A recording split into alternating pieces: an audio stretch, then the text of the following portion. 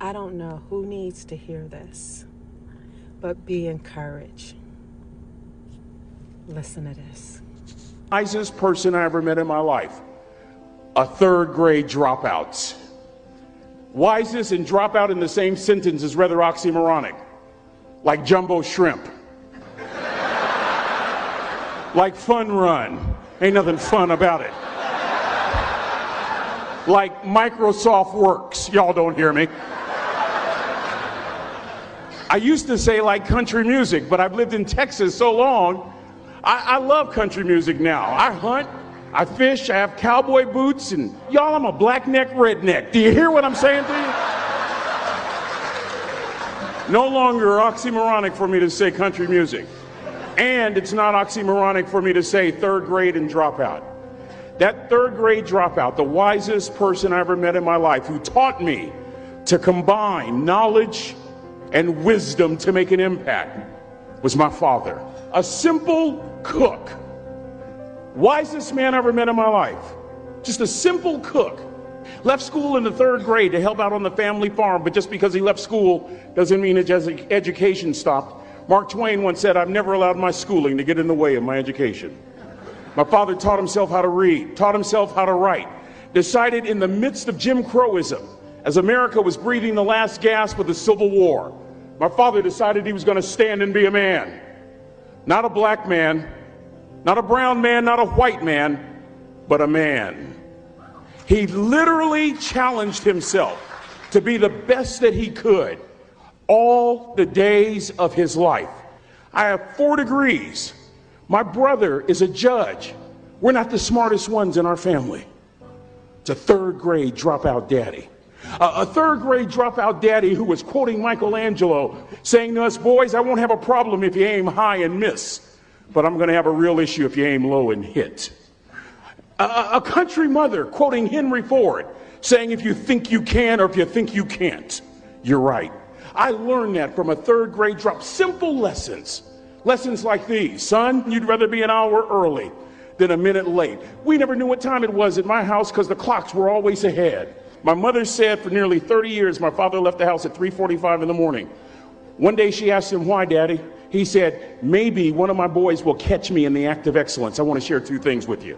Aristotle said, "You are what you repeatedly do." Therefore, excellence ought to be a habit, not an act. Don't ever forget that. I know you're tough, but always remember to be kind. Always. Don't ever forget that. Never embarrass mama. If mama ain't happy, ain't nobody happy. If daddy ain't happy, don't nobody care. But you know.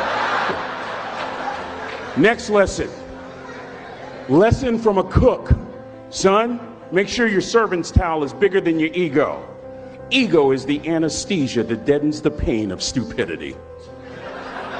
Y'all might have a relative in mind you want to send that to. Let me say it again. Ego is the anesthesia that deadens the pain of stupidity. Pride is the burden of a foolish person. John Wooden coached basketball at UCLA for a living, but his calling was to impact people. And with all those national championships, guess what he was found doing in the middle of the week? Going into the cupboard, grabbing a broom, and sweeping his own gym floor. You want to make an impact? Find your broom. Every day of your life, you find your broom. You grow your influence that way. That way you're attracting people so that you can impact them. Final lesson. Son, if you're going to do a job, do it right. I've always been told how average I can be. Always been criticized about being average. But I want to tell you something.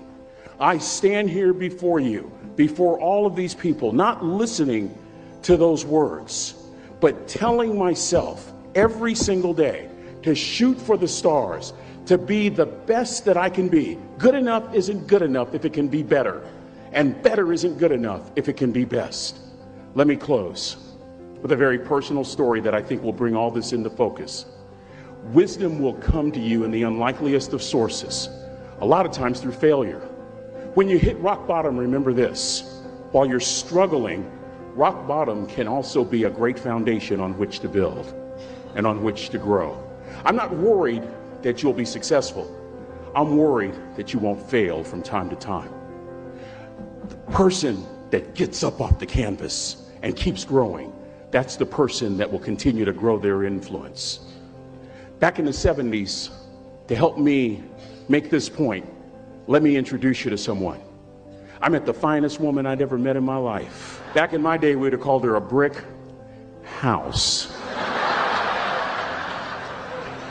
This woman was the finest woman I'd ever seen in my life. There's just one little problem. Back then, ladies didn't like big old linemen. The Blind Side hadn't come out yet. They like quarterbacks and running backs. We're at this dance, and I find out her name is Trina Williams from Lompoc, California. And we're all dancing, and we're just excited. And I decide in the middle of dancing with her that I would ask her for her phone number. Trina was the first one. Trina was the only woman in college who gave me her real telephone number. The next day, we walked to Baskin & Robbins ice cream parlor. My friends couldn't believe it.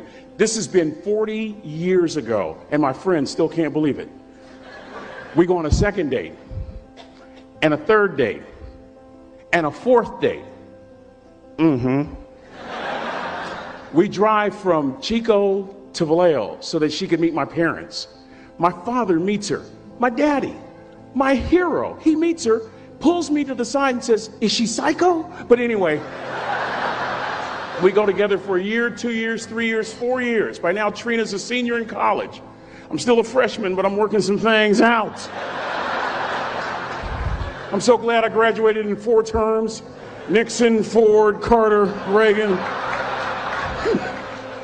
So now it's time to propose. So I talk to her girlfriends, and it's California. It's in the 70s, so it has to be outside. Have to have a candle, and you have to have, some chocolate. And listen, I'm from the hood. I had a bottle of Boone's Farm wine. That's what I had. She said yes. That was the key. I married the most beautiful woman I'd ever seen in my life. Y'all ever been to a wedding, and even before the wedding starts, you hear this? How in the world? And it was coming from my side of the family.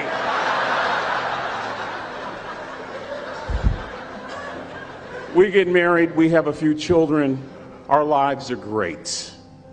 One day, Trina finds a lump in her left breast. Breast cancer. 6 years after that diagnosis, me and my 2 little boys walked up to Mommy's casket. And for 2 years, my heart didn't beat.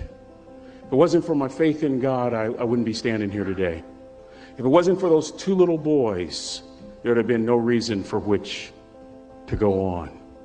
I was completely lost. That was rock bottom. You know what sustained me?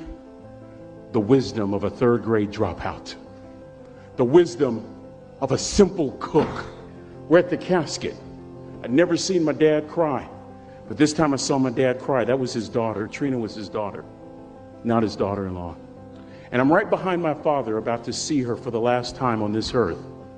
And my father shared 3 words with me that changed my life right there at the casket. It would be the last lesson he would ever teach me. He said, "Son, just stand. You keep standing. You keep standing. No matter how rough the sea, you keep standing." And I'm not talking about just water. You keep standing. No matter what, you don't give up. And as clearly as I'm talking to you today, these were some of her last words to me. She looked me in the eye and she said, "It doesn't matter to me any longer how long I live. What matters to me most is how I live." To ask y'all one question, a question that I was asked all my life by a 3rd grade dropout: how you living? How you living? Every day ask yourself that question: how you living? Here's what a cook would suggest you to live this way: that you would not judge, that you would show up early, that you'd be kind, that you'd make sure that that servant's towel is huge and used, that if you're going to do something, you do it the right way. That cook would tell you this, that it's never wrong to do the right thing, that how you do anything is how you do everything. And in that way, you will grow your influence to make an impact. In that way, you will honor all those who have gone before you, who have invested in you. Look in those unlikeliest places for wisdom. Enhance your life every day by seeking that wisdom and asking yourself every night, how am I living? May God richly bless y'all. Thank you for having me here.